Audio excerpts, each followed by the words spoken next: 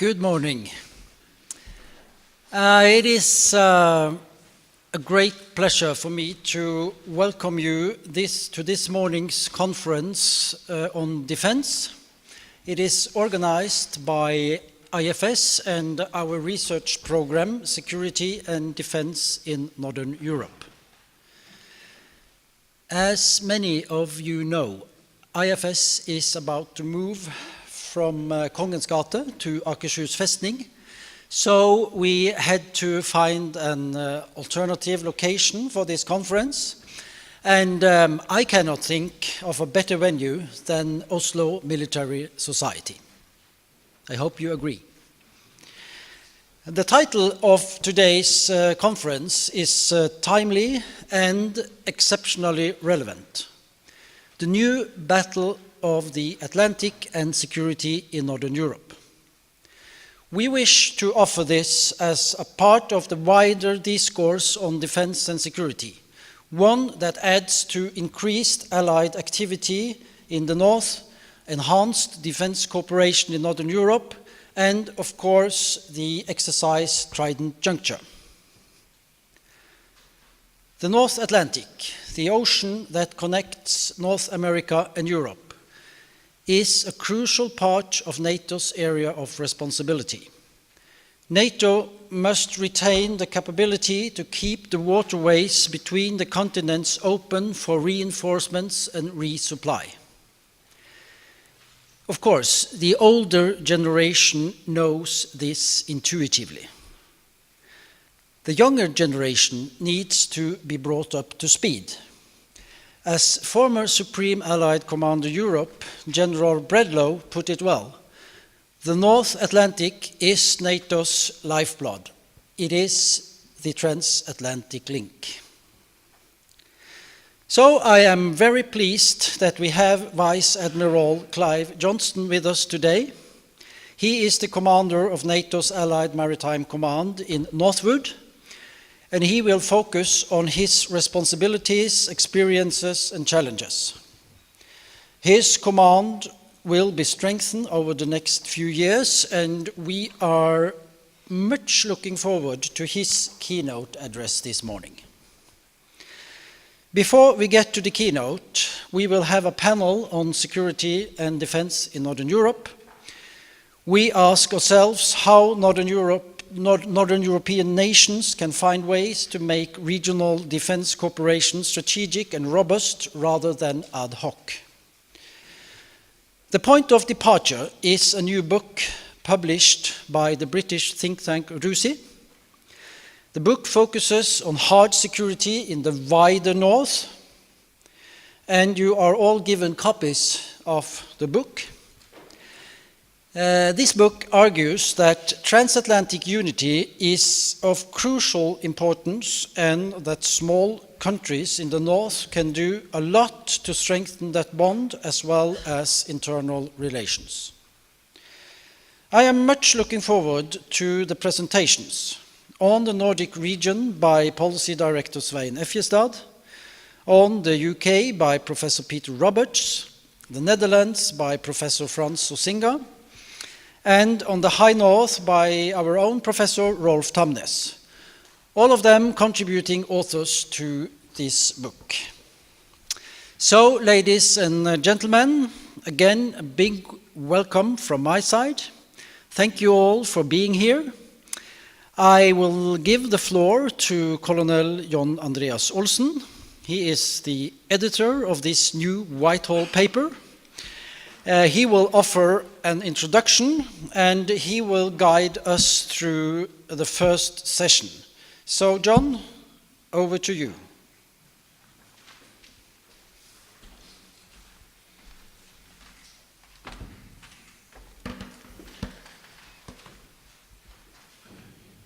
Professor Bjerga, Kjell Inge, thank you for hosting us today.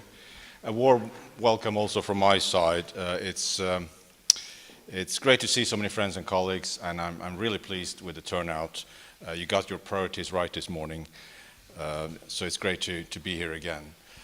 I would like to offer some opening remarks about this new publication, which you all have, courtesy the Kingdom of Norway, before I give the floor to our four distinguished speakers who all contributed to this book. So the first question is, why this publication? We are witnessing a profound shift in the security landscape. Consequently, we must assess the new situation honestly and critically without fear or favor. We cannot allow ourselves to remain complacent or intellectually lazy. And this seminar focuses on Direction North, a region that has regained an urgency not seen for at least 3 decades. For the northern region, Russia has re-emerged as the dominant factor for defense planning. This stands in contrast to a couple of decades of out-of-area operations and counterinsurgency operations in Afghanistan and Iraq. In short, Russia's rhetoric and actions gives us reason for concern. In early 2014, Russia illegally annexed Crimea and encouraged and sponsored separatist activities in eastern Ukraine. It still does. Russia's military actions reshaped the boundaries of a major European state in violation of international law. It is a confrontational stance not aligned to Western values. Moscow's significant numbers of forces on high readiness, reinvestment in high-end capabilities and dual-use infrastructure along the Arctic coast adds urgency to those concerns. Kremlin's military modernization program with emphasis on long-range precision weapons present a major distress for all of Europe and for the eastern and northern countries in particular. Many of you are familiar with the bastion defense concept. As you can see on this map, Russia needs sea control of its inner bastion to defend its nuclear submarines outside the Kola Peninsula, maneuver freely in the Barents Sea and protect its bases on land. In terms of strategic depth, it needs sea denial down to the Greenland, Iceland, UK gap. Heightened submarine activity in the North Atlantic challenges open sea lines of communication between North America and Europe and the ability to provide transatlantic reinforcement in a potential conflict. This is critical. Russia is not 10 feet tall. Norway does not consider it a military threat to our territorial integrity, but let there be no doubt, Russia must be the dominant factor for our defense planning. So that's the challenge. This new book is about how the Northern Group nations should respond. This RUSI whitehall paper suggests a unified approach in which Northern European countries strengthen cooperation among themselves, reinforce the transatlantic bond to enhance deterrence and collective defense, while at the same time build a constructive relationship with Russia. The prerequisite for a stable and secure Northern Europe is an alliance that combines national and regional efforts with a strong transatlantic bond. Without the US commitment to NATO, there is no NATO. And may I add, a Europe whole, free and at peace is also important for US security and prosperity. And the authors of this book conclude that NATO members have taken significant steps to counter Russia's behavior, but that the alliance and its partners need to do more. In an attempt to summarize the book's message in one slide, I will suggest the classic ends, ways, means nexus as a useful point of departure. Let's begin with the ends. What is our end state objective regarding Russia? It's not an easy question, but the big picture is that we would like to have a strategic partnership with a peaceful and prosperous Russia, but not at any price. It requires that Moscow is aligned to democracy, individual liberty, and the rule of law, the 3 basic values enshrined in the NATO Treaty from 1949. Kremlin may be unlikely to accept this in the short term, but this should nevertheless be our long-term objective, and as such, the guideline for our strategy. The ways, the book strategy, the book suggests that strategy is based on NATO in 3D, deterrence, defense, and dialogue, in that order. The triad represents the alliance's long-standing strategy, but it must be recalibrated and made modern to match the current situation. The challenge is to strengthen the first 2 elements to enable the third, something that NATO and its key partners can only achieve if they approach Russia from a position of strength. NATO must consider deterrence in the context of today's political military realities, covering the full spectrum of nuclear, conventional, cyber, and hybrid dimensions. Defense includes the ability to fight jointly and combined, with updated contingency plans, with a command and control structure fit for purpose, and with an exercise and training regime that strengthens interoperability, readiness, responsiveness, and sustainability. And may I add resilience to this. The armed forces of each NATO country needs to look inward towards its own society to strengthen the total defense concept, the link between the defense sector and the commercial and other governmental elements, at the same time as it looks outward towards partners and allies. However, deterrence and defense must be interlinked with dialogue. This book emphasizes that NATO members must seek a constructive dialogue with Moscow through bilateral and multilateral engagements aimed at finding common ground for coexistence in line with a rules-based international order. Dialogue must start with a series of confidence-building measures, such as agreements on arms control, mutual inspections, and regimes for notification. That is, diplomatic measures to emphasize transparency and accountability. And finally, the means. The means to empower this strategy, NATO in 3D, is burden sharing, in one word, with emphasis on the 3 Cs: cash, capabilities, and contributions. The answer to 9 out of 10 questions is money. To ensure continued US leadership and commitment, European allies must increase their defense spending to the NATO target of 2% of their respective GDPs by 2024, as agreed upon in the Wales Summit of 2014, reinforced in Warsaw in 2016 and in Brussels this year. The 2% allocation does not in itself indicate adequate fighting power, but to Washington it says a great deal about your political commitment to the transatlantic alliance. Moreover, more than 20% of that budget needs to be invested in new weapon systems to ensure that each country has relevant, sharp, high-end capabilities that underwrite credible deterrence and defense. While the European allies must again focus on collective defense, they must also contribute to fighting terrorism and handling migration and human trafficking outside Europe. Such efforts form part of the bigger burden-sharing scheme. So the combination of the 3Ds and the 3Cs defines both political commitment and military force. It constitutes a comprehensive approach to establishing a theater-wide defense and security framework for the Northern Group as a whole, and that includes NATO's 2 key partners, Sweden and Finland. Should a crisis occur in the northern region, there is every reason to believe that the Nordic countries will engage in close cooperation with NATO to enable a shared response.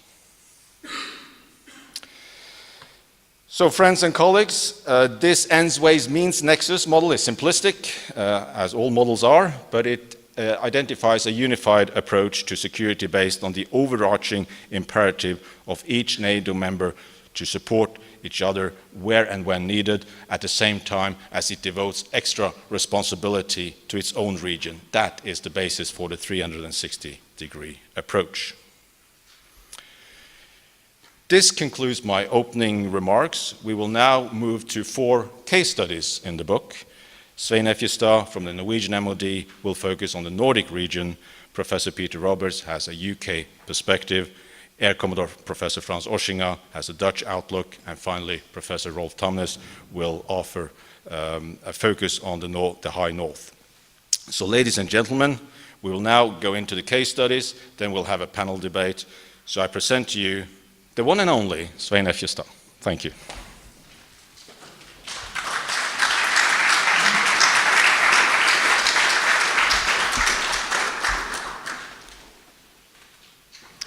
Good morning, everybody. It's good to see so many friends and colleagues in the Oslo Military Society. I will try to describe a little bit what is happening within the Nordic countries and between the Nordic countries, because we tend to look upon the Nordic region and the Nordic countries very much the same way we did during the Cold War. The 5 Nordic countries provide the link between the Atlantic and Eastern Europe, and the link between High North and continental Europe. This geostrategic position is of fundamental importance in today's security environment. For the transatlantic link between North America and Western Europe, and for the security and stability in the Baltic Sea region. where Russia and Western Europe meet. I will not dwell too long on the traditional differences in security orientation in the Nordic group of states, since this is well known to most of you here. But I will simply stress that Sweden and Finland are not neutrals the way they were during the Cold War. With their full membership in the European Union from 1994 on, they took a long step away from neutralism. Paragraph 47 and paragraph 222 in the Lisbon Treaty give a concrete expression. All will receive assistance, and they will all provide assistance to other members of the EU if they are attacked. Finland and Sweden have signed host nation agreements with NATO and participate in NATO's response forces and the British-led Joint Expeditionary Force. So all 5 Nordic countries are increasingly involved in larger scale Western defense and security arrangements. Still, we are 3 countries inside the EU where Norway and Iceland are close partners. Sweden and Finland are militarily non-aligned, but close partners of NATO through the enhanced opportunity partnership. Respecting these differences, it has still proven to be possible to develop close military cooperation in the Nordic area. In 2009, Ministers of Defense established the NORDEFCO framework for Nordic defense cooperation, NORDEFCO. This NORDEFCO cooperation has 3 pillars. One is policy operations and exercises. Second is armament cooperation, and the third is military capability cooperation. There are rotational chairmanships at all levels and extensive contacts in all 3 areas, but no permanent secretariats or staff.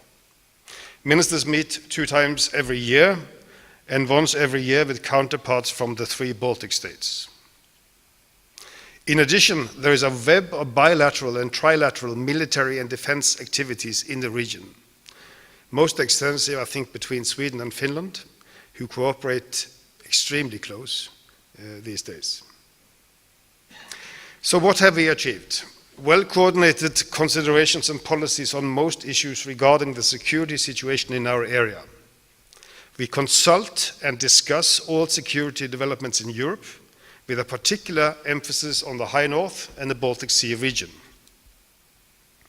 Together, we are able to influence our partners in NATO and the European Union. In addition, the Nordic cohesion gives us better basis for domestic discussions. It will also be more difficult for foreign powers to challenge our positions on security challenges. Training and exercises amongst the Nordic military forces have established a good interoperability based on NATO standards. Such interoperability makes it possible to act militarily together on short notice in all kinds of operations. We are preparing to exchange air surveillance data and to establish procedures for alternate landing bases in the 5 countries. We are also establishing procedures for easy access in order to facilitate border crossing without delay, much the same as is being done in the European Union through the military Schengen. But we are first, and the EU is also looking at what we are doing in the Nordic region. The cross-border Air Force training conducted in northern Scandinavia has proven to be most useful and cost-effective. The semi-annual air exercise Arctic Challenge provide large airspace and excellent training experience for participating air forces. This will be expanded to a flag-level air exercise in the years to come. We also see now during Trident Juncture that I think more than 6,000 soldiers from the 4 nations outside Norway are participating in the exercise, so it is a substantial military contribution also to Trident Juncture. We have cooperated in a number of international operations in the Balkans, in Afghanistan, in Africa, and in the Middle East. Together we provide capacity building in Georgia. The Nordic Battle Group is an interesting example where all Nordic countries except Denmark contributed. Each of the Nordic countries have very limited resources for deployed operations, but together we can make a difference. We have also established secure communications between our 5 countries.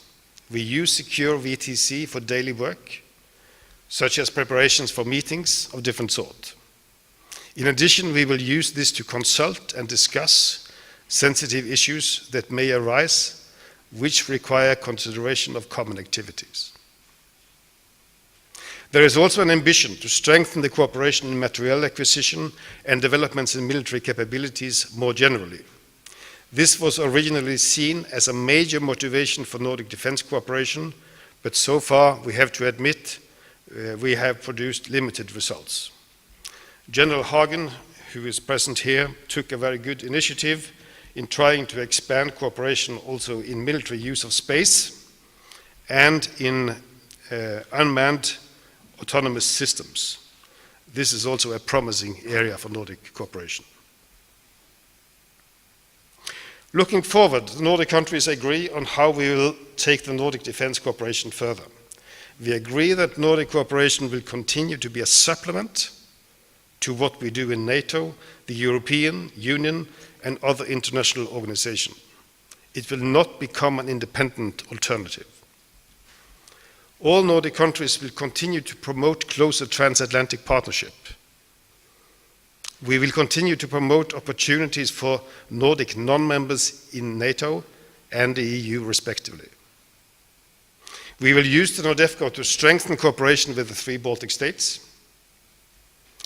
With a more complicated and difficult security situation in Northern Europe, our focus will be directed towards deterrence and defense in order to provide peace and stability in our region.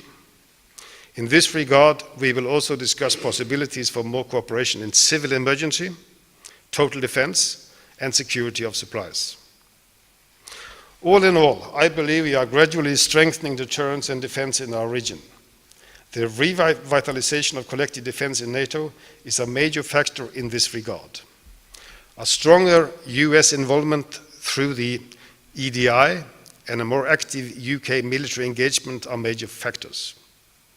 In addition, the increased military cooperation amongst the Nordic countries is important and necessary. I believe there is a potential for considerable expansion of this cooperation, both bilaterally between the 5 and in the wider NORDEFCO forum. I believe that in the future, any serious security crisis in Northern Europe will affect all Nordic countries, and therefore we must be prepared to handle such crises together within a wider international framework. This is a good basis for further development of Nordic defense cooperation. Thank you for your attention.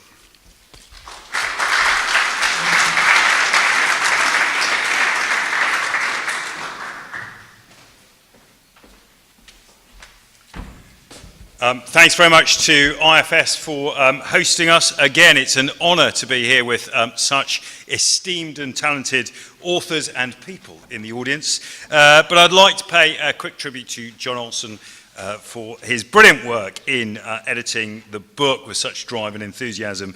RUSI is very grateful to him. It would be very tempting to use my short time on stage with you simply to talk about Brexit.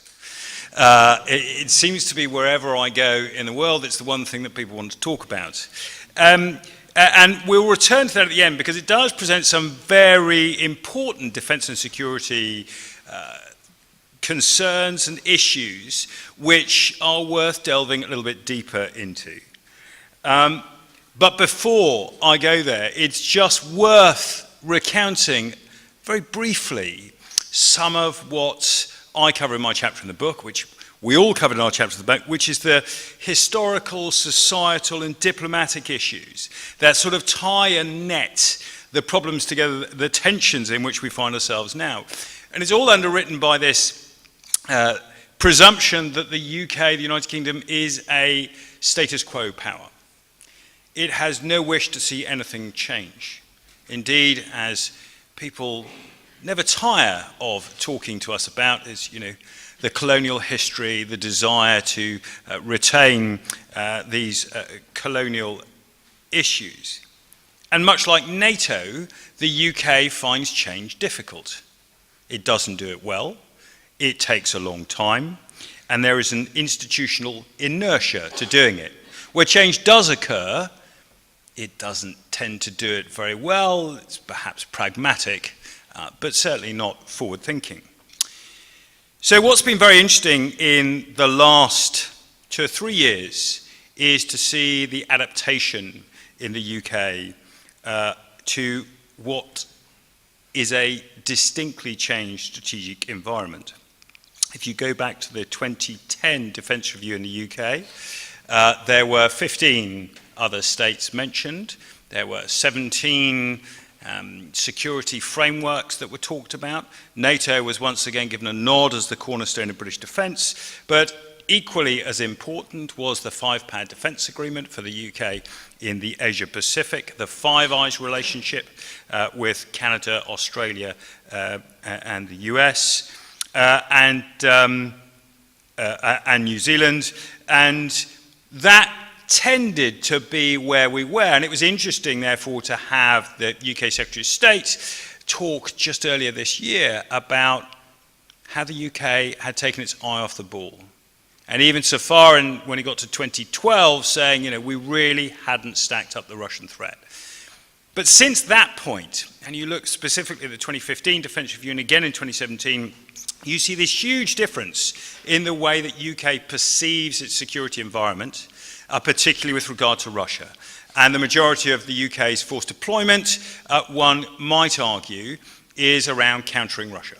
Whether it's under ice activity by nuclear submarines, the Baltic Air Policing Mission, Royal Marines to Norway, the Baltic activity of HMS Ocean, minesweepers, Apache helicopters. This is all very much directed towards countering Russia. And yet, in the last 12 months, the UK has been more focused on understanding its relationship with China than necessarily it has with Russia. And this has consumed an enormous amount of thinking in Whitehall and is now presenting a challenge for the UK to balance itself between these two areas. And it comes back to the heart of one of these issues, the UK security strategy, which has for years, decades, millennia, shifted between a continentalist strategy, which understood that Europe was the most important thing, continental Europe, and a maritime strategy, which understood that whether it was global trade or whether it was the North Atlantic, the sea lines of communication, that was the most important. And there were always competing demands between the two. In many ways, you could characterize the UK's relationship with Europe in security terms, where Britain saw itself as the strategic balancer. It would intervene in Europe with the smallest amount necessary in order to provide a balance so that no single power gained too much influence and weight. And it has done this deliberately because, like most governments, they hate spending too much on defence. Too much, you might say, enough, perhaps, might be a better description.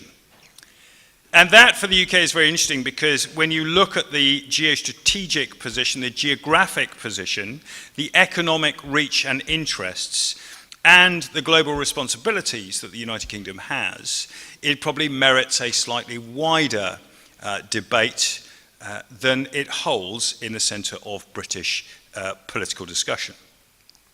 Today, however, those tensions are very much alive and kicking. The UK, like most states after the end of the Cold War, took its peace dividend. It decimated its armed forces. It went from spending around 5% of GDP on defence to today 2%, depending on how you massage the figures. This doesn't give you a lot when you are focusing on beautiful, boutique, gold-plated capabilities. And indeed, the UK has invested in so many of these beautiful capabilities that its force structure now looks slightly unbalanced. It also has a very small force structure now.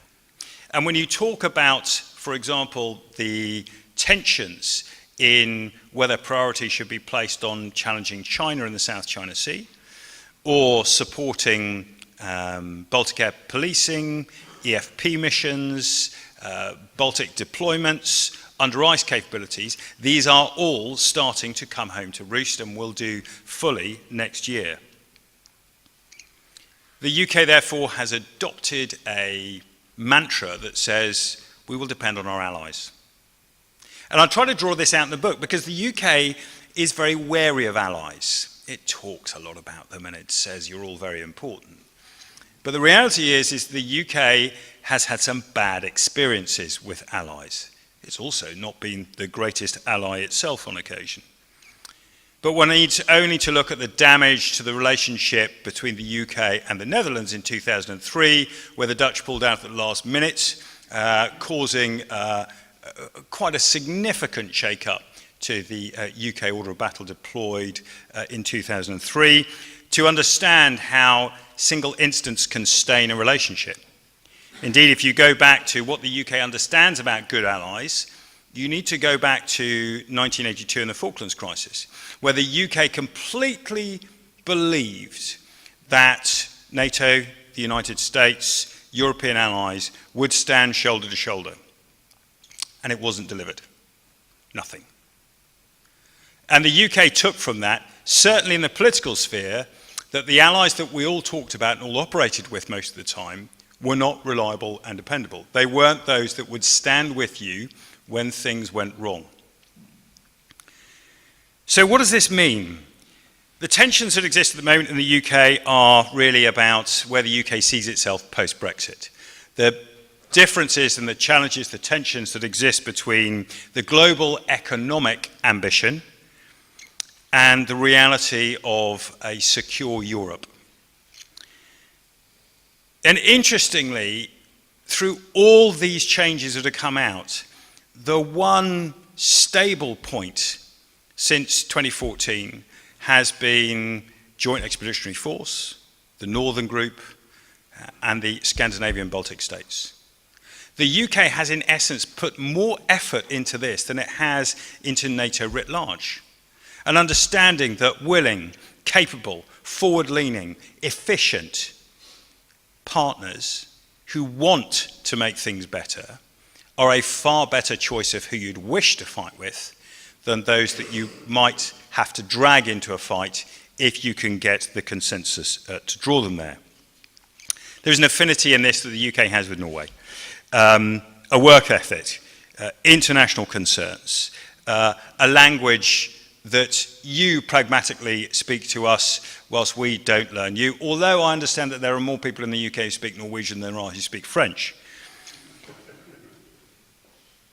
But there are choices. There are distinct choices for what the UK has left, and the UK will have to make decisions between going to the Gulf and being in the South China Sea, between the Mediterranean and the Baltic, between the Black Sea and the Arctic, between the Norwegian Sea and the North Sea. The UK can't be everywhere, so it needs to focus.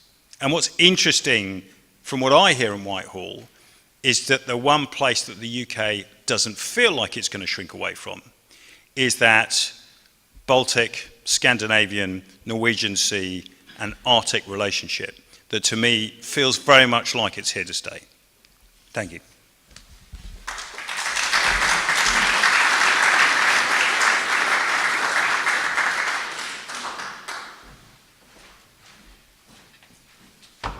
Well, good morning. I've just learned that my country is considered not all that trustworthy an ally. That's interesting, somewhat sobering. But there's a point in that. So no offense taken there. I think there is a point. It's very good to be back here. I was here 15 years ago on the invitation of the Norwegian Air Force, where we talked about the air power gap that started to develop after 1999 Allied force. I'm not sure we've improved much on that, and I'll come back to that. I like that picture. There's an F-16 out there with B-52s, and from an old hat like me, That is actually representative of my own experience in the 80s. I became a qualified operational pilot because of the low-flying experiences over in Bodø in the northern part of Norway, flying the F-5 and later the F-16. In those days we had the Ace Mobile Force. It was a natural event every year that we would deploy entire squadrons and maritime task forces to Norway. So somewhere down the line in the 90s, the North started to fall off the agenda in the Netherlands, and that's, I think, is the reason my chapter on the Netherlands was inserted in this wonderful book that John edited. And the predicament of my country when it comes to security and defense is somewhat representative also of Germany, for Germany or Belgium, and some other countries that I believe in this wonderful article by Bastian Gigerich, you might want to look it up, in Survival. He states that you have northern countries, you have southern countries, and Eastern European countries and Western European countries, and he considers the Netherlands as part of the Western European countries. And those countries, like the Brits, need to balance their attention and their armed forces, because there's a whole range of security threats and risks out there.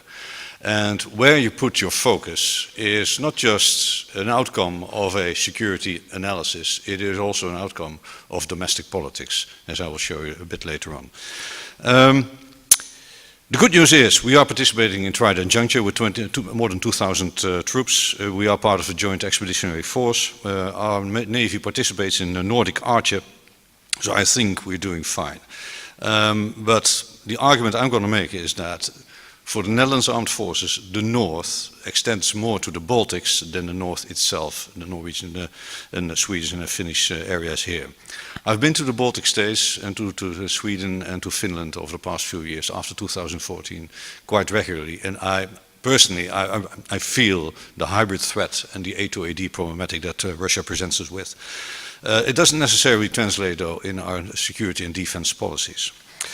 And there's a reason for that. We have to look back basically to the 90s. This really established a certain force structure. We've been focusing on what we now call the arc of instability ever since the 90s. We have become aware that most of our risks emanate from fragile states, failing states in Africa. And in order to reduce those risks, you need to be operating out there in those regions. And this explains our frequent interventions in Africa, the Middle East, and also in Afghanistan.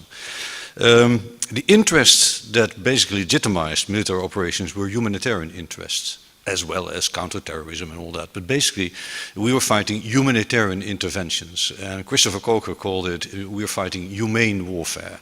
Human interests were the sole legitimizing factor for our interventions. And war was basically a form of risk management for politicians. It also meant that we weren't facing existential crises, existential risks, and this for politicians meant that they could reduce spending in defense. And just to give you a flavor of our defense cuts, we went down from 120,000 troops to 53,000. We went down from 235 F-16s down to 65 F-16s. We scrapped all of our main battle tanks. Just to give you a flavor, the Navy decided to disestablish its maritime patrol aircraft squadrons, which we really need now these days. And in our domestic political debate, there were questions about the balance. Should we have an armed forces entirely focused on peacekeeping operations, or should we also maintain high-end capabilities? And the jury was still out in 2007. And in fact, in 2007, we saw a major white paper being published by the MOD, which stated that the armed forces are there to service globally to protect humanitarian values. And there was a bit of a contradiction there, because we continued reducing our defense budget, whereas at the same time we were expanding our geopolitical scope along with the EU. The EU in 2003 said, as with NATO, that we needed to be surrounded by a ring of well-developed countries. We needed to be in the business of state building. This explains why we went to ISAF. after 2003, we participated in ISAF for about a decade. We're still operating in Mali. We've been operating against ISIS now for the past 5 to 6 years. Counter-piracy operations in Indian Ocean and along the coast of Africa. Very prolonged stabilization and peacekeeping operations in the Balkan. At the same time, though, we are facing the economic crisis, and for our parliament, this basically translated in further cuts on defense. And in 2010-2012, we again had to swallow another €1 billion worth of defense cuts. And the prolonged operations were very expensive. And this meant, for instance, in 2008-2009, that we scrapped €1.2 billion worth of investment just to pay for the ongoing operations in Afghanistan and elsewhere. We allowed a capability gap in NATO to persist. We were fully aware of the characteristics and the problems that the capability gap produced in a NATO context. And then came along the 2014 shock, a geopolitical shock. Several of our think tanks in the Netherlands called this actually a watershed year. It wasn't just Russia, it was also ISIS.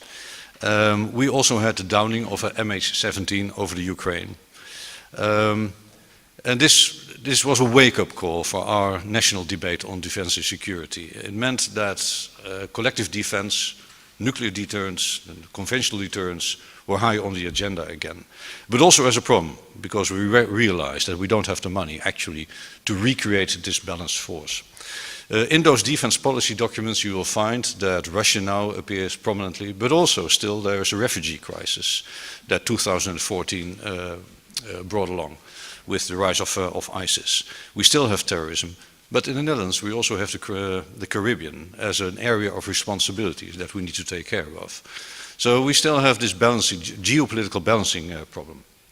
We are operating on a budget of €7.25 billion, and within the MOD we realized that we were 1 billion short just to sustain the force that we had at that moment. Over the past 2 years, our defense budgets are increasing. The intent now is to expand it by 1.5 billion. However, there's a wish list by the armed forces, and if you really want to fill in that wish list, we need €6 billion. Because the army wants its tanks back, the artillery forces, of course. The Navy needs to and will replace its frigates and submarines, and the Air Force really wants to have more than 37 F-35s in light of the anti-access and area denial problematic in the East. So here we have a bit of a budgetary problem, but also a focus problem. You will find that the Navy is focusing on the North more than the Army and the Air Force. The Air Force and the Army are really focusing on the A2D problematic in the Baltic. And we are trying to be effective as a partner nation in the enhanced forward presence. As part of the VGTF force, we are conducting air policing operations. And we are worried about a transport problem. We've really done away with our transport and logistics equipment. So we have a hard time getting our troops in the area. Now, let me close off with some of our concerns. In the most recently published International Security Strategy, the sense of urgency is somewhat evaporating. We see the Caribbean out there still as a major area of concern for the Netherlands. There is Russia, somewhat, but basically it is a catalogue of security risks. And this focus on Russia from an MOD perspective seems to be somewhat downplayed. In the military itself we have a bit of a problem. We are really getting the money now, 1.5 billion, but we don't have the contracting experts that can actually spend that money. We still have 6,000 to 8,000 personnel vacancies. We can't expand the force quickly enough. So in the end, the result is that we accept the fact that what the EU calls that we are in an existential crisis these days. There is no uncertainty when it comes to international security. In fact, we are entering the era of certainty when it comes to defense planning. We know we still have to be concerned about the arc of instability, about the Caribbean, but now also we have to be concerned about nuclear deterrence, conventional high-intensity warfighting to enforce Article 5 operations. But there's also a sense of inertia, and that has been introduced this morning already. It will take about a decade before we actually get the balanced force in place that we need to cater for all the new security risks that we have become aware of after 2014. Thank you.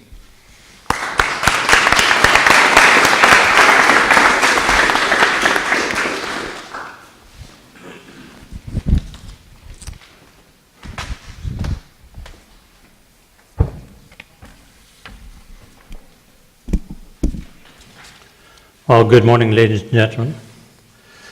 Let me start by pointing out that Northern Europe is not one geostatic entity, at least not according to conventional thinking. Much of the region could be seen as part of Central Europe or as an extension of it. In contrast, the European High North is different with its own characteristics. It could be seen as part of a huge maritime domain. It belongs to the Arctic, an ocean surrounded by 3 oceans. And Russia, as you know, gives the Arctic high priority, building an extensive military and dual-use infrastructure along the entire Arctic rim.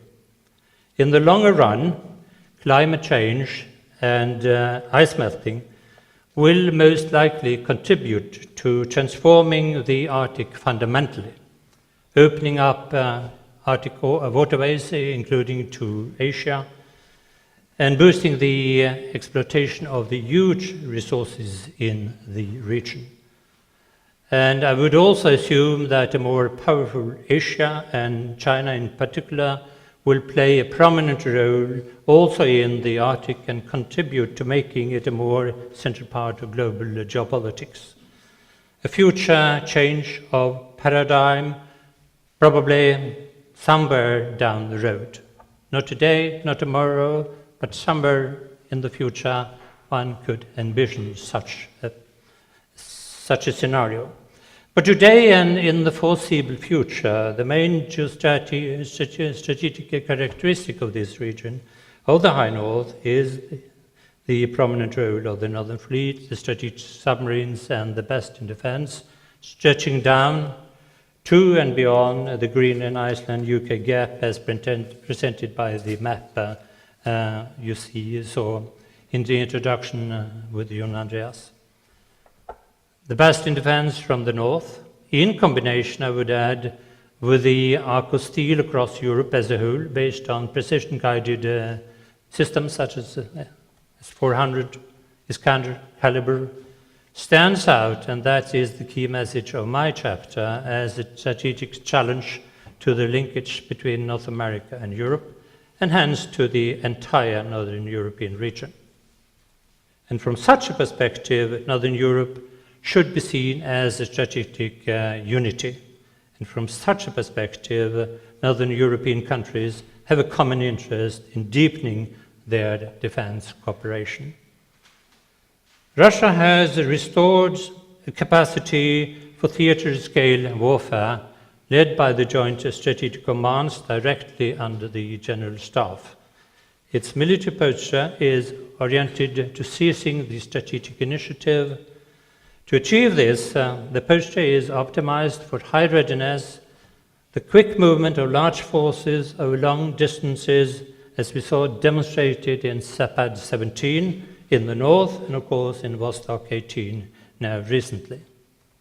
In contrast, I'm arguing in my presentation, in my contribution, NATO's current mode of thinking is static, symmetric, and predictable, at least in the land domain, leaving Russia the initiative to decide when, where, and how to act. So while NATO has come a long way since 2014, I argue in my chapter that NATO cannot set up a solid defense unless it starts thinking in terms of a competitive strategy. By capitalizing on the strength of the Western nations to a far larger extent than today, exploiting Russia's weaknesses, while at the same time, let me underscore that, looking for incentives to engage Russia. I'll touch upon some of the approaches to such a strategy in my chapter. One approach is in order to improve the competitive position, is by using new technology and concepts to offset the disadvantage of space and time. Let me take one example. We might return to that later today. One of NATO's key priorities is to regain its advantage in ASW. And to achieve this, I think we will have to make significant improvements in unmanned autonomous systems, stealth and endurance. I've also pointed out in my contribution that NATO could improve its position by seeing the whole front line from the Baltic to the High North as one integrated theatre of operation, and hence to incorporate Finland and Sweden in the planning to the extent possible. And they are moving. This would make Russia realize that any isolated assault against, let's say, the Finnmark country would unleash a broad Western response, which to my mind would be a significant deterrent, and that's what it is all about, to establish a credible deterrent. In line with the same logic, NATO will have to strengthen further the connection between this front line in Northern Europe and the North Atlantic, making the transatlantic lifeline much stronger than it is today. And in this connection, much focus has up until now been on the GI-UK gap. I see a debate coming whether NATO should give higher priority to deterring and, if necessary, engaging Russian naval forces in the High North before they enter the Norwegian Sea with significant forces and come into the North Atlantic.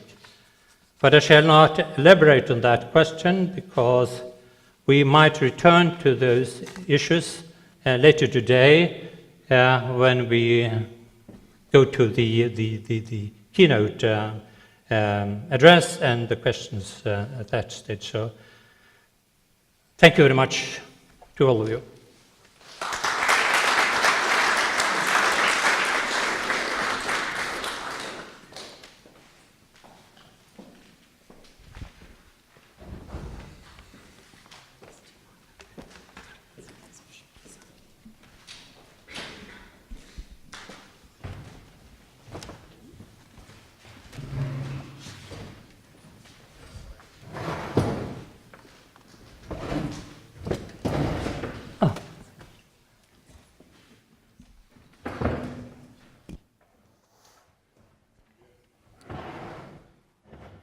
Thank you to all four distinguished speakers for those perspectives, for those insights. I would like to open the floor now, so please keep your questions short and to the point. If it's for one person or for the complete panel, and also state your affiliation, would be nice. Who wants to go first? And to put everybody out of agony, this is Namsos. Just outside Namsos, it's not downtown Namsos, it's very close.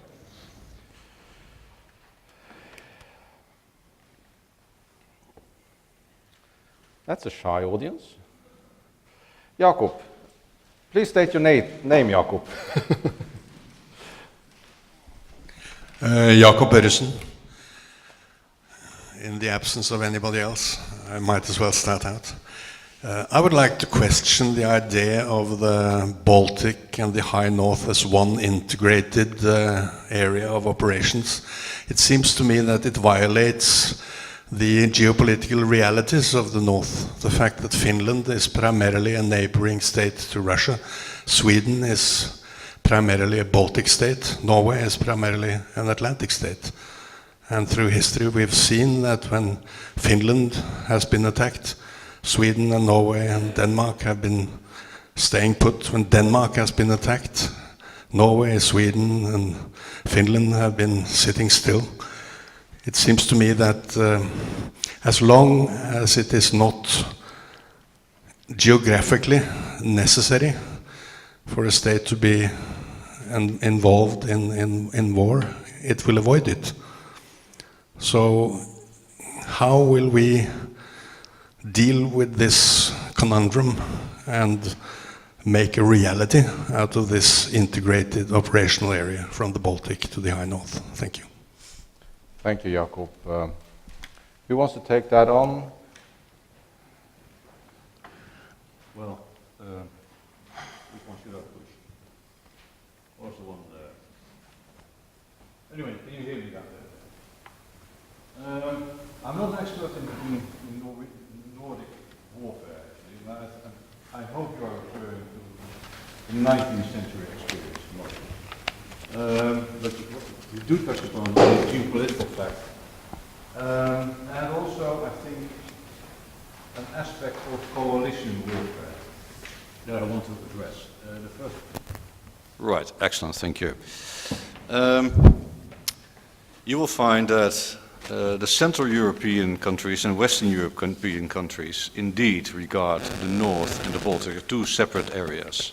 And by service, they are regarded as separate areas. You will find that, of course, the navies of the Northwestern European and the member states of NATO regard the North Sea and the Arctic as and the North Atlantic, obviously, as very relevant areas.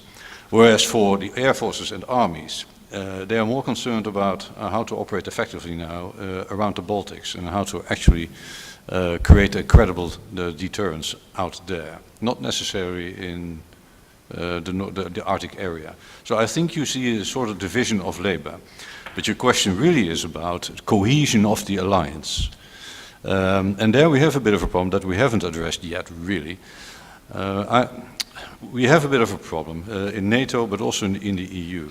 Because for some countries, the EU is a perhaps more relevant organization, institute, for a whole range of policy areas than NATO. NATO is a very strong military alliance, but doesn't have all the other instruments that you need for vis-à-vis the security threats these days. So you will find that some Central and Southern European countries are also looking to the EU. But in both institutions there is a problem of cohesion. Southern European countries are focusing much more on the refugee problem. Eastern European countries are focusing on the Baltics and Russia. Your countries here are focusing on the North. Western European countries like France, the UK, and even my small country have this transatlantic, perhaps even global perspective. The cohesion of these two institutions hasn't really been strengthened after Brexit, nor has it been strengthened during the economic and financial crisis. The rise of populism in Europe hasn't really helped because most of the populist parties, extreme right parties, are anti-institutionalist parties. They are nationalist parties most of the times. And right now in Austria, in Italy, you have a pretty right-wing government. That doesn't really help cohesion in NATO nor the EU. We shouldn't exaggerate these problems, but there are problems that's there right now that you can't avoid. So the problem that you are addressing is really about cohesion within the coalitions, be it NATO or the EU, and that's a very distinct concern. We don't see, and I think the German chapter is pretty good on that one. Thank you, Frans. Sorry. Quick one from Rolf and then Svein. Jakob, because what you refer to is, of course, the traditional approach, and history has demonstrated in many ways that what you are presenting is the right answer to understand this situation, and in many ways this is still an accurate analysis of the situation. My starting point is that the existence of the bastion defense and of the Arco Steel brings us in a new situation, and that is a common challenge to the whole region, that we might end up in a situation when Russia will be in a position to deny access to these regions from the West. So that is the overall thinking from my perspective. One could then, of course, detail this by pointing out the benefits it would have if one could move logistics or have logistics support from Norway to the east to support the eastern countries, and likewise from or via the Baltic region into the north and to let's say, a high north scenario. So just to look at the possibilities for looking into this as one logistics era one could gain much from such a perspective. You know better than most of us how challenging it is to allocate resources from the south to the north within the framework we are planning today. Thank you, Rolf. Svein? I think that the web of cooperation between the Nordic countries and between each of the Nordic countries and the European Union and North America are extremely strong today. And we have achieved a degree of interoperability and agreements preparing for host nation support and mutual support and for political consultation, which I think will prove to be very different from the systems we had before the Second World War. And also I think technology plays a role in this, because the range of systems today is so extremely long. And if you look at the Finnish-Russian border, for example, it goes almost up to the Kola Peninsula. And it is very difficult to foresee a kind of armed conflict in that region without consequences for the ocean areas outside. And I think both politically and militarily, we are in a different situation from before. And you could also take into consideration a lot of other political factors, such as the fact that Finland has a euro. And is it possible for part of the euro area to be at war where the rest of the euro area is not? I'm not so sure. I think that if you add the military and political factors, the deterrence effect in the northern region has improved tremendously. Thank you. Peter?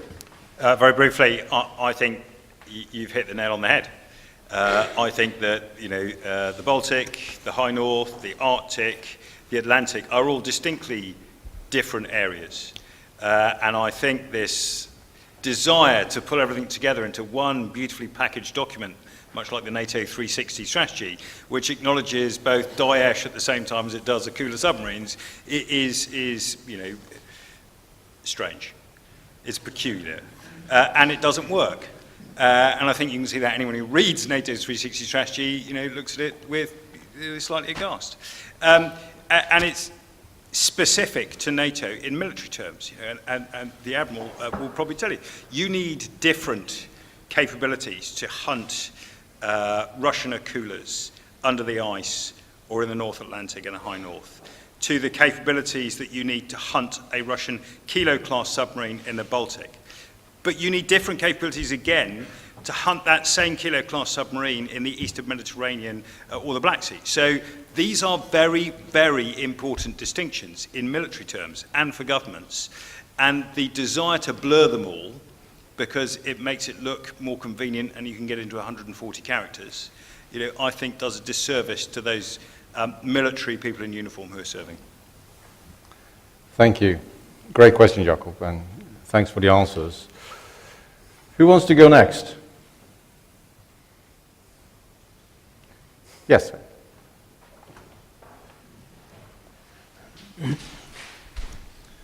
Good morning. My name is Svein. Professor Rolf Tamnes, you had an article in one of the newspapers last week, and you pointed out today as well that new technology makes some challenges for Norway, balancing between deterrence and reassurance, because, as just mentioned as well from Svein Efjestad, that new systems has a very long range. So our allied friends, they long range and they challenge some of the Norwegian's tasks or that we have done in the past. So could you please go more into depth on that and how you foresee that Norway's role will be in the High North, balancing between deterrence and reassurance? I haven't thought that much about it. I've noticed that the technological development will have a potentially dramatic impact on the strategic environment in the north, and also when it comes to the balance between deterrence and reassurance. But in general terms, I think that should be an important part of the new long-term defense plan to address these questions. In addition to capabilities to look at the balance, the strategic and security policy balance in the North. What I referred to in my article was some basic, important but simple facts, and that was related to the standoff weapons, which makes it not that critical to operate into the era with platforms.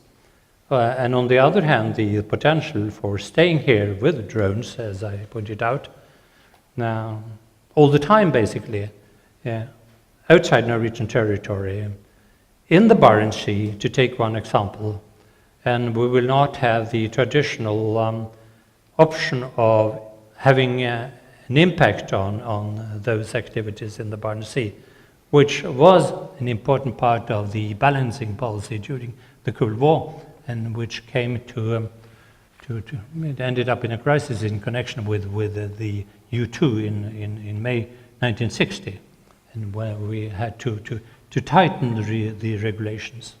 But I have no clear-cut answer to you, just to point out that technology has an impact on the balance between deterrence and reassurance, and the guys doing the plan should think very much about it. Thank you. Frans. If I may. You're touching on the A2AD problematic, and the essence is that Russia has really improved its standoff capabilities, which preclude now to applying our preferred mode of operations, which is also a standoff mode of warfare. In the air arena, for instance, the implication is that we need to invest in more sophisticated standoff weapons with a larger range. Over the past 2 decades, we've been lucky. We could invest in precision weapons, and one of the wonder weapons was a small diameter bomb, for instance, and GPS and INS guided or infrared guided weapons. Wonderful stuff, but you still need to come pretty within range, 10, 20, 30 miles of your target. We don't have that luxury position now anymore within an A2AD bubble. That also means that translates into a problem in protecting your own troops, in gaining air superiority, and it also means that our ground troops have problems in actually getting to the area. So the technology bit is hugely important. It really erodes the relevance and the credibility of our conventional deterrence posture. And this underlies, for instance, our investment plans these days. My Air Force right now has an investment program to improve its standoff capabilities, but we have some while to go. Who was it? General Gorench, I believe the 4-star air commander in Ramstein, said in 2015, with the current capabilities that we have in Europe, I cannot suppress the Kaliningrad problems. And if the Russians switch on their surface-to-air missiles, I have no access over 1/3 of Polish airspace. So I have a bit of a problem here in gaining air superiority and protecting my ground troops. Just to give you a flavor of the problem that these technologies on the Russian side have posed for NATO. Thank you. Peter and Svein first. I think there is also a general concern because for the last 20 years, we in the West have invested very little in survivability. We have very few bases, very concentrated bases, lack of air defense, lack of robustness in general, and also because of the developments in communications and cyber, the vulnerability is increasing. We have a very vulnerable posture, not only in the civil society, but also in the military forces. And therefore, I think that this is a concern which could contribute to undermine stability in a crisis. And I think this is a concern which should be addressed more also at the NATO level. If and when we are to formulate a new strategy, this should be part of it. Thank you. 2 points. I'm always interested to hear about this deterrence versus reassurance sort of tension that exists in the alliance. The alliance was set up to deter Russia. And it seems that somewhere after the Cold War, we stressed into the primary modus operandi to reassure each other. That's what the majority of activity feels as though it's about. Reassuring allies that you'll be there and not focused at all on the adversary, which is the point of deterrence. And it's very interesting to see both President Trump and Secretary of Defense Mattis, who both focus entirely on the adversary. This is all about making the adversary uncomfortable. It's not about reassuring allies. Because actually, you can reassure allies all you want, but if you don't deter your opponent, you have failed. And to see this distinct difference between administrations over the past 9 or 10 years, to me, is quite a profound difference to see the way that the US administration is doing it. On technology, because it's a bit of a hobby horse of mine, I would just remind the audience that those with technological superiority have never won, ever. Go back to Salamis, Trafalgar, Midway, at sea. Go back then to Russian incursions, go back to Vietnam, go back to the Second World War, North Africa. Those with the technological advantage have never won.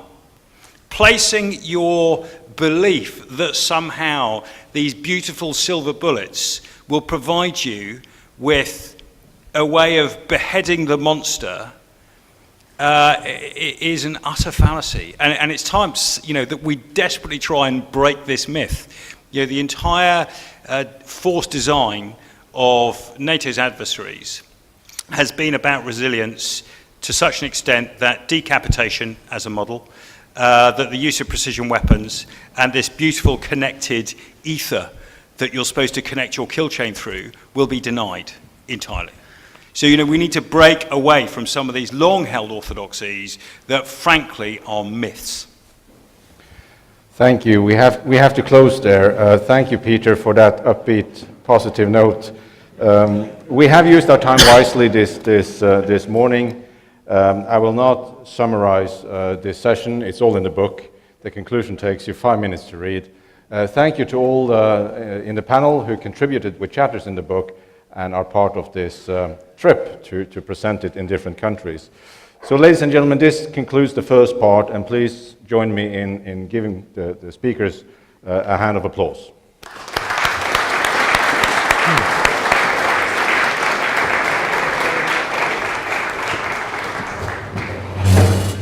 We now move into the second session, and I will hand it over to Research Director for the Defence and Security in Northern Europe program, Professor Rolf Tamnes. He will provide an introduction and moderate the next session with Admiral Johnstone. Thank you.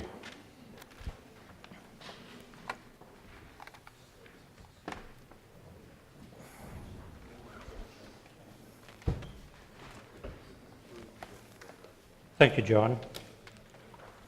Sea power is a critical and a very important part of NATO's deterrence and defense, and indeed vital to our prosperity. And NATO's ongoing reform or adaptation of the command structure represents a very positive step to ensure that the alliance is fit for purpose.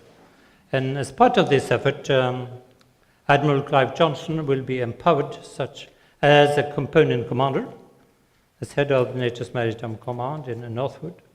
And as most of you know, the Admiral also have the operational command for the Standing Naval Forces, NATO's first maritime responders in a crisis. And he is the principal maritime advisor to secure, so that is a huge responsibility you have here. Johnstone is a very competent and experienced officer who has deployed to most points of the compass with the Royal Navy. So it's therefore such a great pleasure to welcome you to this conference as our keynote speaker and to address your new responsibilities and the current challenges in the North Atlantic. So please, Admiral. Thank you.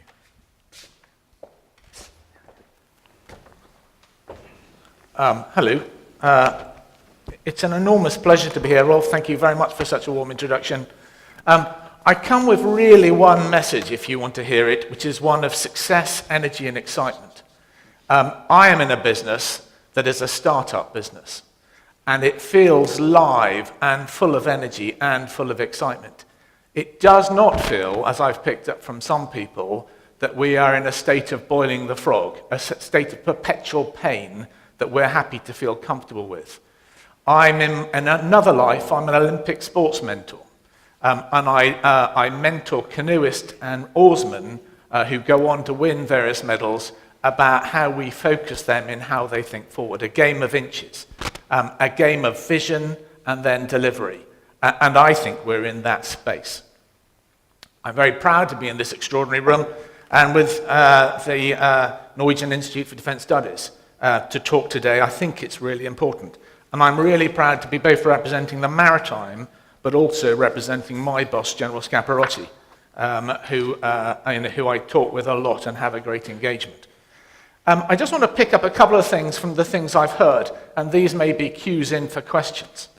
I pick up exactly the criticality of the Atlantic link. We're working very hard on that. I pick up the fact that small nations have a real leadership role, and I would highlight countries such as Croatia and Albania in the Eastern Mediterranean for taking on that leadership. We are not boiling the frog, we are moving forward. I would recognize the fact that secure communications and the discipline of secure communications and the discipline of secure thought is really, really important. And I don't think we do that or recognize that enough in NATO at the moment, and we need to invest there. Hybrid is all over us. I would like just to pick up this idea, and Peter Roberts teased us in the lovely way he does, credibility and credible capability, driving for that, driving for true readiness and an honesty of true readiness. I think we need to be aware of that. And I would pick up the fact that NATO needs a competitive strategy. I will talk a little bit about that, how we see the chessboard, how we see the game playing, and I think that's important. And finally, how are we in MARCON, my command, playing the High North? Well, I would just recognize and pay thanks to three nations, the Finns, the Swedes, and the Icelanders, all of whom who've put very, very high caliber officers into my staff. They are not liaison officers. They're working in the integral component of my staff. And finally, Peter, you challenged me quite hard in your reassurance and deterrence messaging, and also your messaging around can we have one language for North and South. I would disagree with Peter, but I think it's the way we do it. So let me get on with my pitch. I think this is an important engagement, and I'm really grateful for the chance to be here. I want to do three things. Firstly, to recognize why this conversation is so important. Secondly, tell you what we're doing about it. And thirdly, where I need your support. I am directly reaching out to you for support because one of the hardest things I find is communication and breaking through the permafrost of people's busy lives. And every one of us is a messenger. Every one of us does carry a narrative forward. And I really need you to carry narratives forward. It is just, I think Barack Obama said a brilliant quote, and I regret I can't remember it here, but it is, we are all responsible for moving the future forward. We can't rely on somebody else to do it. Congratulations, John, for your publication. Another really important thing, and Peter, can I congratulate RUSI for being so supportive? RUSI has woken up over the last 3 or 4 years, and it's really lovely to see that wake up. The first volume of John Olsen's book, which again I supported, came out, and I thought it was going to be one of those you put under a coffee cup because it keeps it stable on a rocky table. Actually, I've read it front to back, back to front, and I now use it as one of my core references. I'm reading through this book. It is important. But why? Well, our principal conclusion is the maritime feels different. Really different, actually. 2014 may have been a watershed. I think it probably happened a little bit before then. Threats are not just binary. They're not just to the east. They're not just to the south. They're not just Russia. They're not just anti-submarine warfare or migration. They're a bundle of stuff. Threats are all now linked to defence and security and the environment. And they're both persistent and they're fleeting. They're chaotic and very clearly structured. And many are and will continue to emerge continuously and simultaneously. Scarily, threats are now just not in front of us. Some of them are now in our backyard or behind us. This east-west quadrant that we feel so comfortable talking about doesn't exist anymore. We've thought a lot about this, and our judgment or art of thinking, we can't find a proper analogy that people can get hold of. So all we've done is rested on a chessboard, with events popping up and surprises becoming the norm. Missiles and hybrid are driving our thinking. I think Article 4 is now driving Article 5.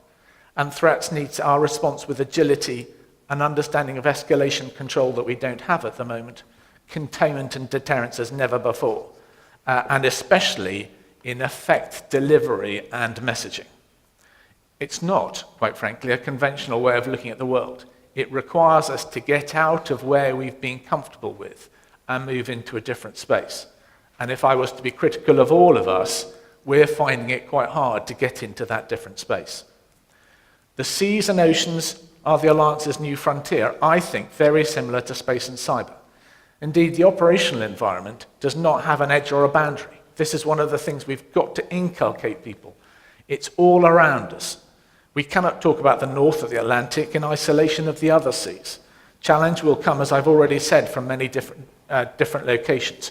So it is the balance of the 360 that is important, because to get it right, we need to understand that balance.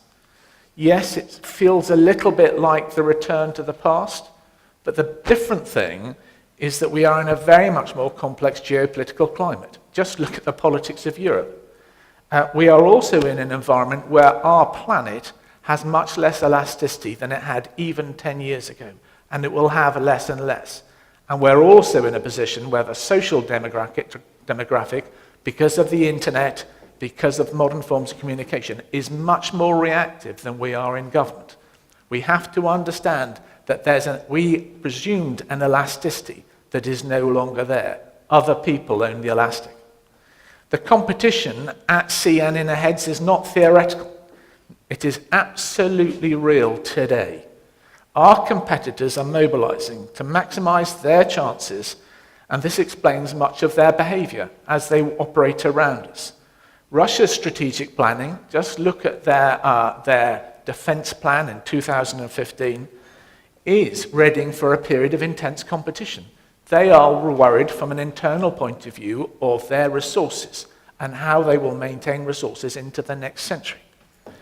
They're readying themselves for the challenge, not just towards us, but down to the south, further east, and all the way around to the west. And I fear China is following suit, hence their expansionism and the One Belt, One Road strategy.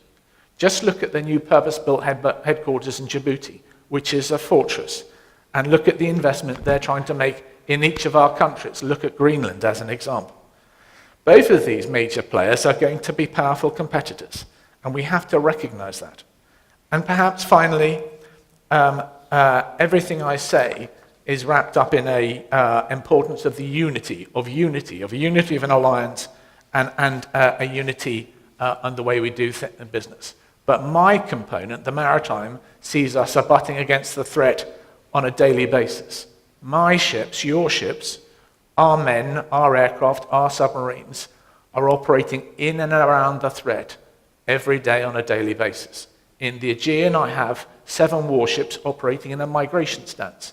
In the Eastern Mediterranean, we are daily exchanging positional information with the Russians. We have an MCM group in the Black Sea at the moment, going about its business. They are being shadowed by Russian units, and you know all about the High North. So how do we take this forward? Let me first place this in a joint context, because I think this is really important. The maritime cannot operate on its own. It must operate with a joint plan, strategic effect, and strategic messaging driving it forward. My boss, General Scaparotti, SACEUR, talks about his 4 R's. Russia, refugees, radicals, and then rhetoric. Rhetoric is the uncertainty of political messaging. He talks about that, and he then frames this conversation when he talks to us as commanders about the 360. But he continually beats us up not to forget we are part of a joint team. We are part of an organisation that is only good if we're unified. We're doing a huge amount of work in thinking how we do strategic effect management and how we take this forward.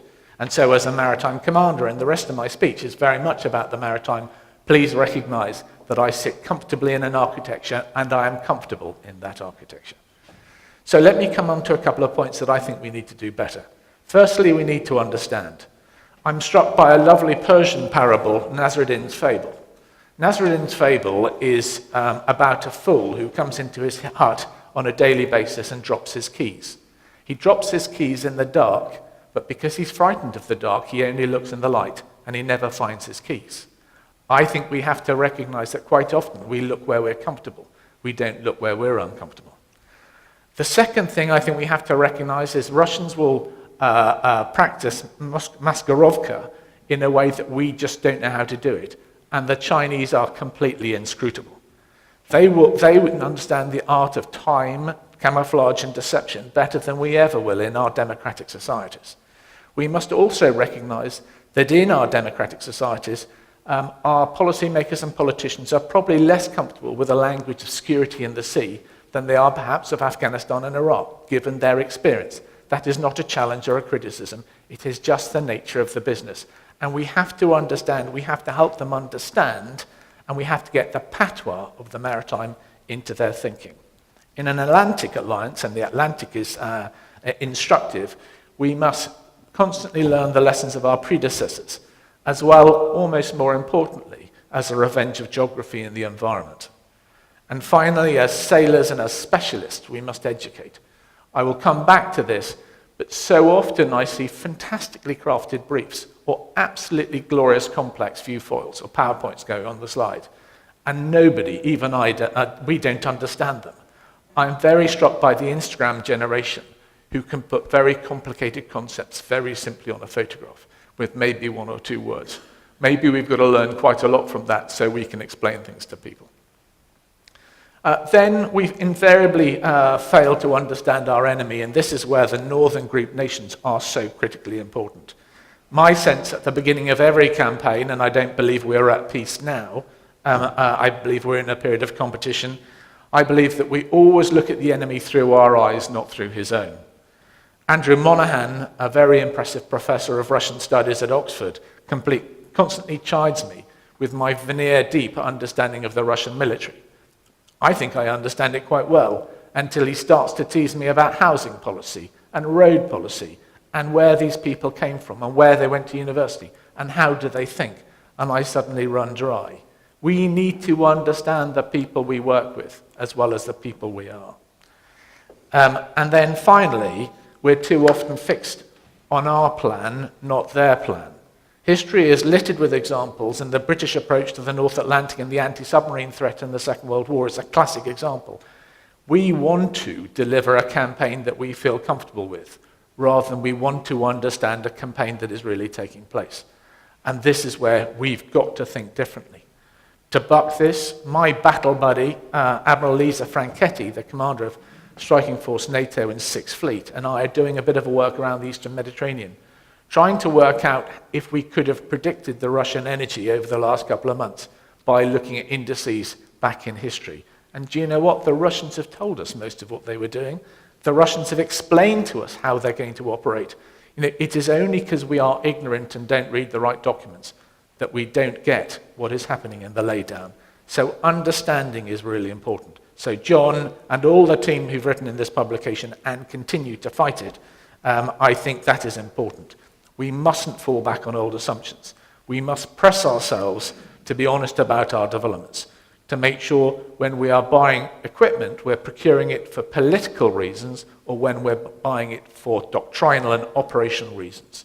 It is very important we understand where we're going. And to go back to an earlier version of Russian strategy, General Gorshkov said in 1972, armies may win wars, navies may lose a war, but navies almost always determine the peace. Navies achieve the war's political objectives. So, what are we doing? What is MARCOM doing? What is the maritime enterprise doing with you, for you? And I want to cover this because this is where I'm optimistic. I'm also optimistic because I see so many younger faces in the audience.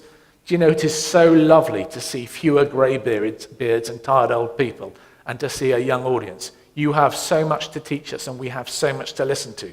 I think we really need to change the way the conversation runs in the security agenda. I'm assuming you all understand that my headquarters sits in North London. It's about 300 people. We're going to grow to about 500 in adaptation. I have the role as a maritime component commander, but also this unspecified role of a theatre component commander. A theatre component commander, in simplicity, is during peacetime, he is the domain commander responsible for operations. And only when we get into a period of crisis will he hand over that responsibility.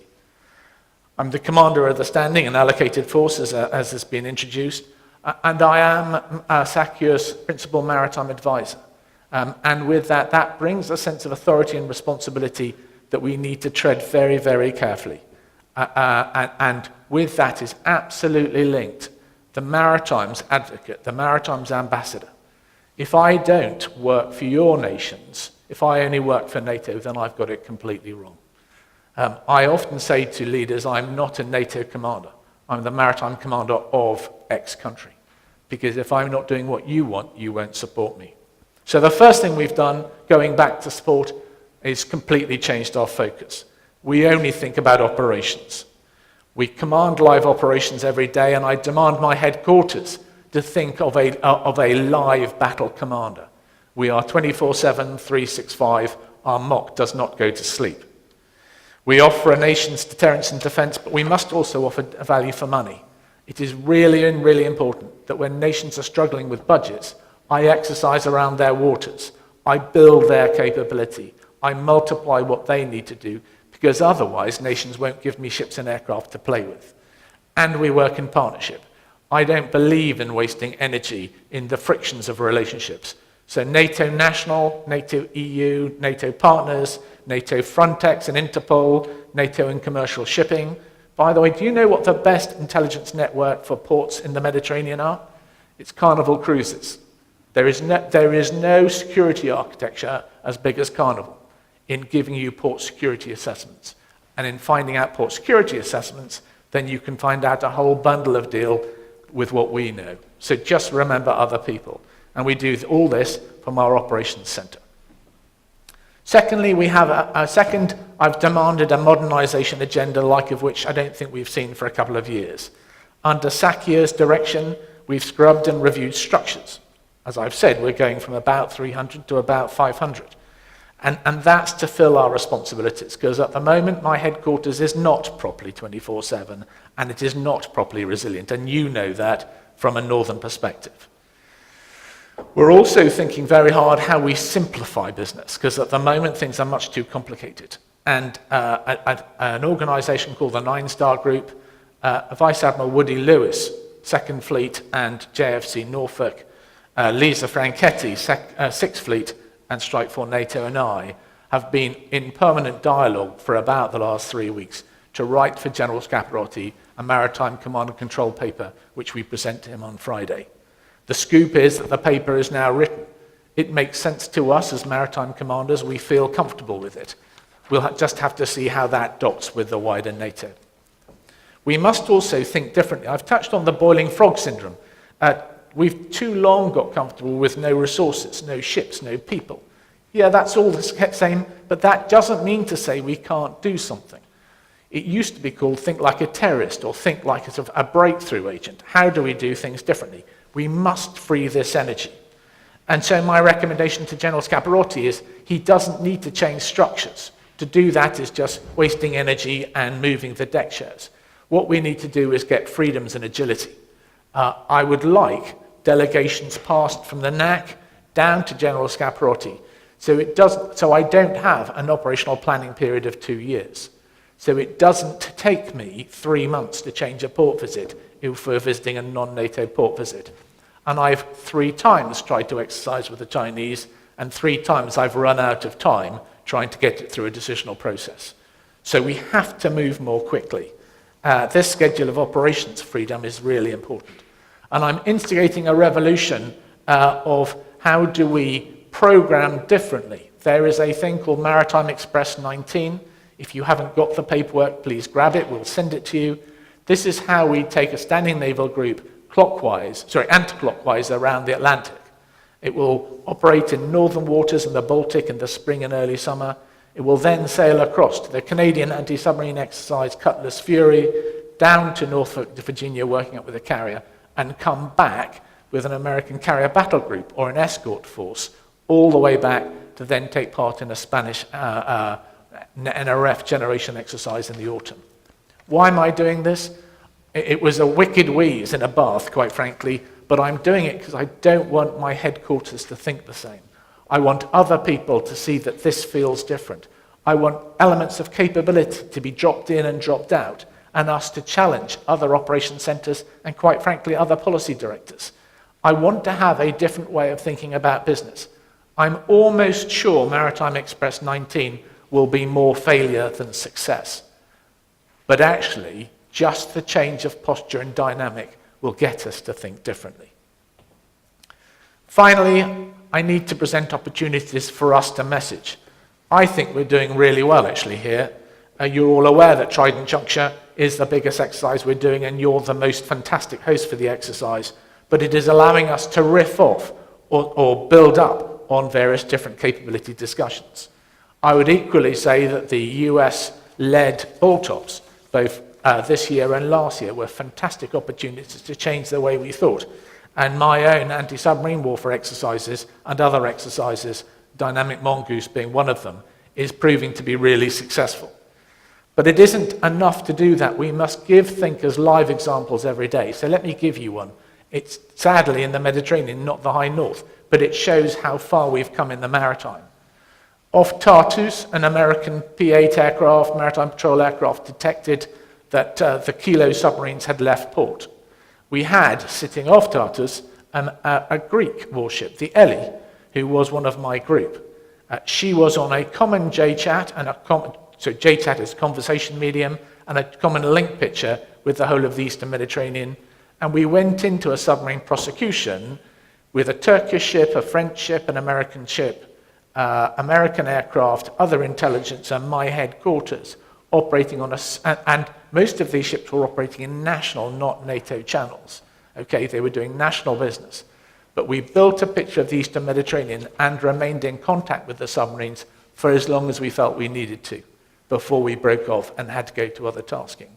That ability to cross boundaries, that ability to share information, that ability to talk and engage was hugely powerful. And I think it is the new NATO. We have work to do. We've got to re-energize amphibiosity and carrier strike.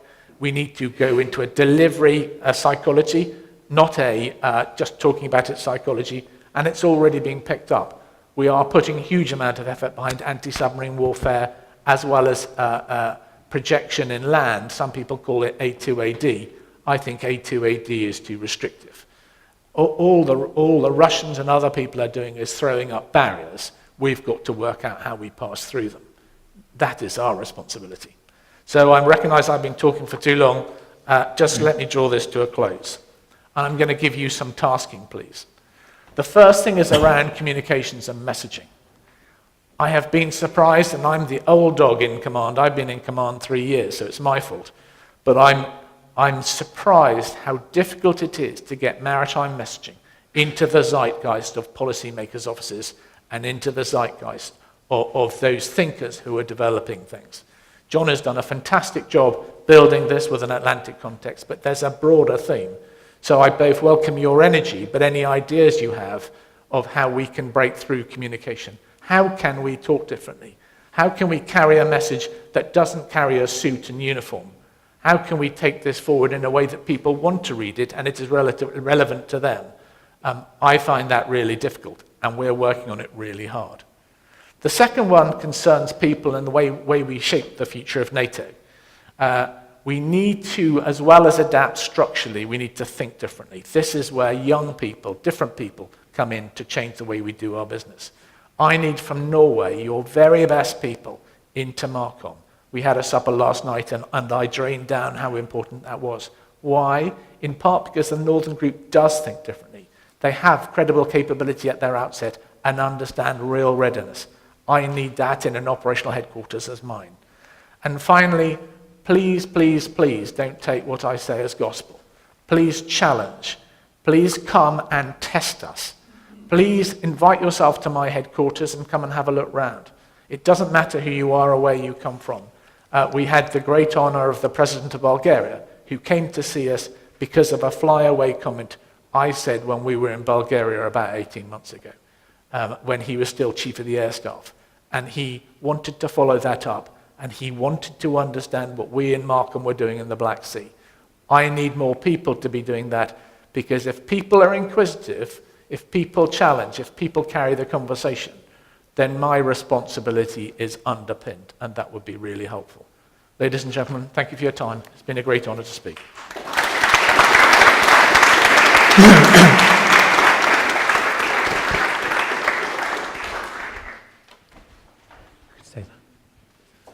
Thank you very much, Clive. Excellent presentation and much food for thought. So that would be a good starting point for the discussion. Who would like to start? And if you could present yourself as well. Yes, the gentleman down there.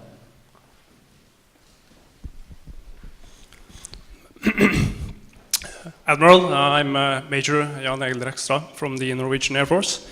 I'd like to first thank you for your interesting perspectives on security. And my question is regarding the cooperation on MPAs between the UK and Norway and to some extent United States. How do you reckon these will add capabilities to the operational level concerning SW in NATO, and how would that affect defense and deterrence in the alliance? So I will be careful here, because I can speak from both a national and a NATO point of view. From a NATO point of view, I just cheer that there are some nations who are investing heavily in maritime patrol aircraft, because we are desperately short of the capability to track and run and keep ahead of the modern Russian and other submarines. But I would host a warning that you need to talk to the United States about how many sonar buoys you need, at what support structures, and what resilient structures you need if you are really going to be in a high-end fight. Because what we are finding in the recent ASW tracking serials we've done in the Atlantic, it is a very costly exercise in the supporting capability. From a national point of view, as a national admiral, as a British admiral, I think there's a really exciting thing happening. And the exciting thing are the partnerships around capability that is driving the way we're thinking. Be it F-35, be it MPA, be it elements of submarine procurement programs, whatever you're in, I think this is drawing groups of people who are starting to think together. From a national point of view, I'm immensely proud that the Type 26 ASW frigate is now going to be built in Canada and Australia. That starts to, like the maritime patrol aircraft, get teams of interest who start to think the same way and develop things. So I think it's applauded. I think it's absolutely brilliant. I look forward to the time we have integrated squadrons, and we learn from each other with the experience from each other. So it's wholly positive. You wouldn't like a follow-up? There is no need for that? No. Okay. Let's move on. Any other questions, comments? You. It's Joe Garder from IFS. Thank you very much, Admiral. You mentioned that you had, for the last weeks, had cooperation between the Second Fleet and Strike Force NATO.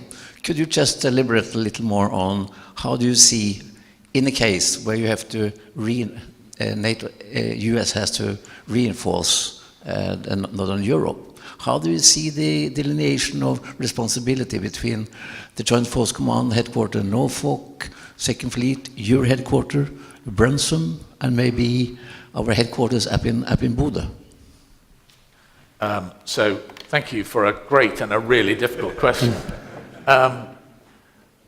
So recognizing this is a live conversation and we haven't presented the paper to SACIR, if you'll permit me being a little bit careful, I will be a little bit careful. So I will work on what is known and then try to hint at what is unknown. What will happen is the pacing function for the Americans is the stand-up of the Second Fleet. And I cheer that from the rafters. To have an American-based fleet with a view of the Atlantic, with a commander, and Woody Lewis is a dear personal friend, but also a brilliant maritime commander, to have Woody taking command of that and driving that forward, I think will pay enormous dividends for NATO and the general security of the Atlantic.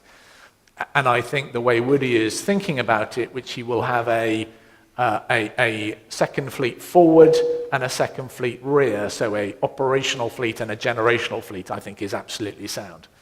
The second piece of certainty is Second Fleet and Joint Force Command Norfolk will be totally and utterly separate organizations. And there will be no integration between them. That allows him, more than anyone else, clarity of command. And so that seepage won't take place. The third certainty is that if we were ever to go past phase one of an operation into phase two, from sort of tension into crisis, the only person who will command the maritime will be an American four-star. And I would suggest it will not be Admiral Jamie Fogo, not because Admiral Jamie Fogo would not be the most brilliant person to command it, but he will be incredibly busy with his own tasking, and therefore he will probably not have the scope of or flexibility to do it. So I suspect it will be a Norfolk-based admiral. Where we are then, I'm now going into a grey zone, is we have tried to understand the roles of planning, engagement and training to point us to how we want to operate. And I think that we are very, very comfortable in the maritime that we now have a model by which I will be the support. And we are going to advertise that we want to break clear of JOA type thinking. We don't want to be forced into boxes. We don't want to be divided up. We don't want to be whatever. But we want to go down a supported and supporting relationship. That is a very maritime way of thinking and a very air way of thinking. It is not so comfortable in the land because the land tends to divide up sectors because that's the way they think. It's not right or wrong, it's just different. So we're at this point of a new command relationship, and we have now a set of principles that will guide us if Joint Force Command Norfolk, Second Fleet, Sixth Fleet, and Markham all sit together. So I think we're comfortable. What we have to do now is cite it under General Scaparotti's strategic thinking. And that process is going to take place over the next week, 10 days. I think you could have challenged me 6 months ago to say, did I understand how it would work out? And I would have blustered. What I would say now is we now have a very comfortable command relationship, which I could command really comfortably. It is now, and it's very, very favorable for where we are here. So I would just say we're pretty comfortable. Which also means that you're comfortable with the interface and the balance between the component commands and the Joint Force Command in Brønnøysund. If you could elaborate on that, because that's, of course, a key question seen from Northern Europe. Yeah, so I think that the big decision, and I don't think will happen as a big decision, but the evolution will be who sets the strategic effects, who sets the strategic targets for NATO and for nations. And I think that can only sit in a strategic headquarters, that can only sit in SHAPE. And equally, SHAPE are the only people who can set the strategic messaging they want people to carry. I can't see how you can devolve that. If that strategic thinking is driven by SHAPE, then what you say is probably the domain commanders in peacetime are the people who carry the messaging because they're the ones on the front line doing business all the time. And certainly Aircom and I are in agreement that's the way it would work. Of course, JFC Brunsum in the north has an incredible responsibility for equally setting the north and making sure they understand what's happening in the north. I think they can happen complementary and coordinated without being contradictory at all.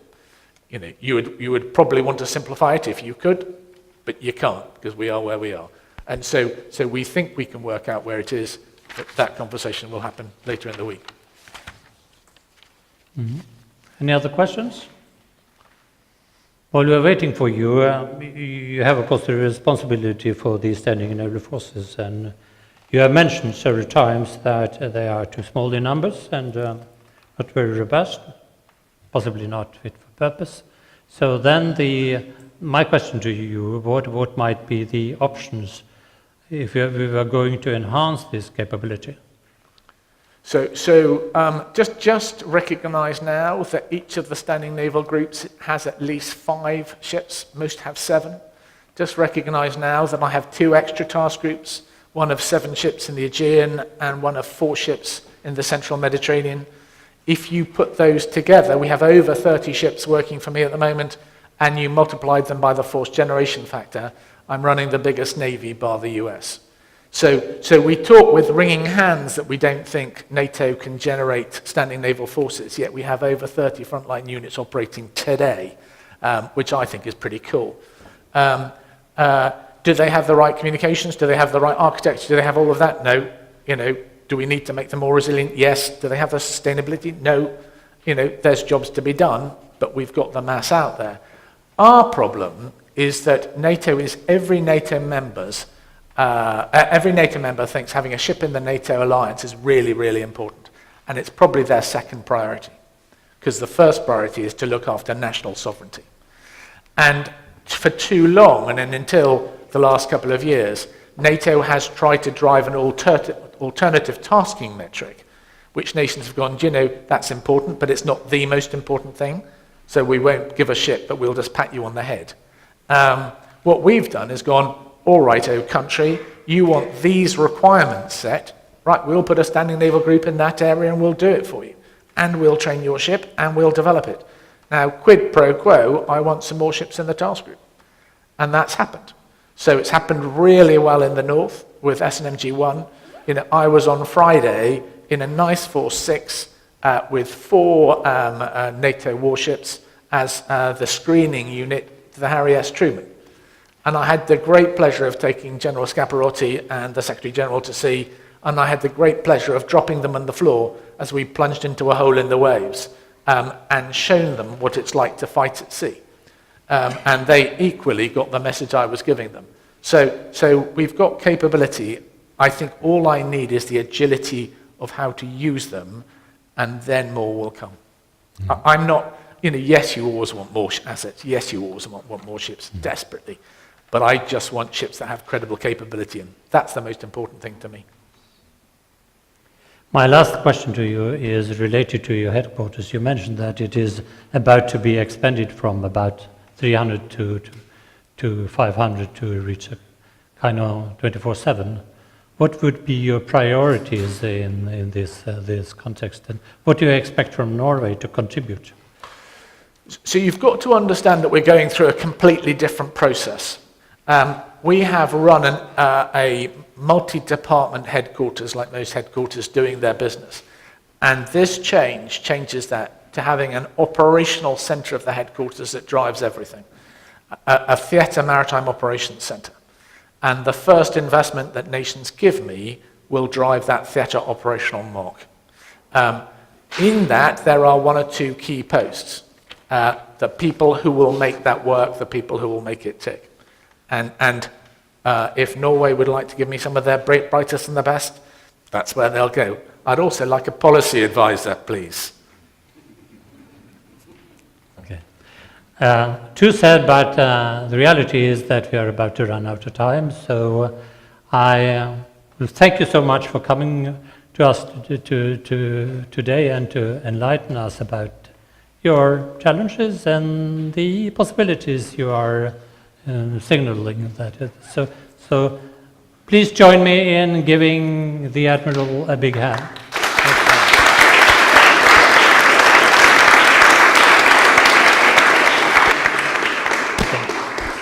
Kjell Inge, please.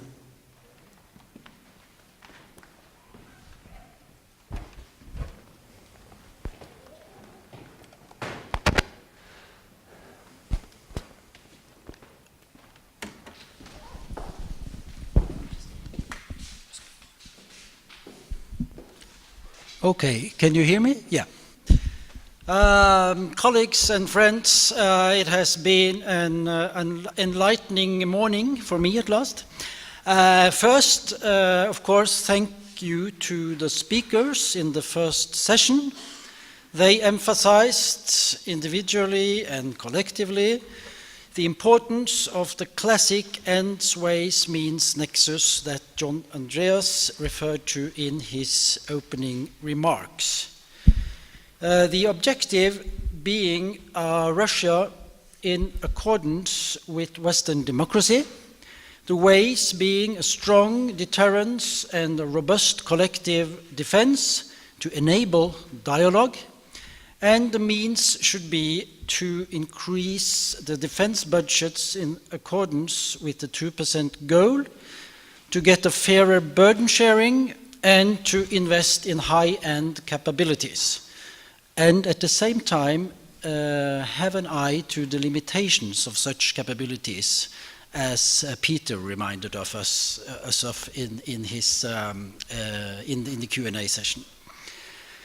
As we have heard from our eminent speakers today, there are different challenges on different levels among the NATO member countries when it comes to both ways and means. Challenges that we need to address in further research on logistics and new long-range technology, on the Nordic region as one area of operations, and the impact of all this on the balance between deterrence and reassurance today and tomorrow.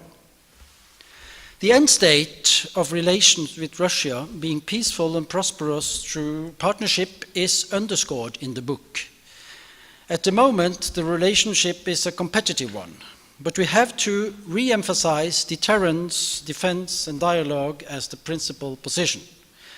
This book, I think, is a first and important step doing this, and as demonstrated in the Q&A session, more work has to be done.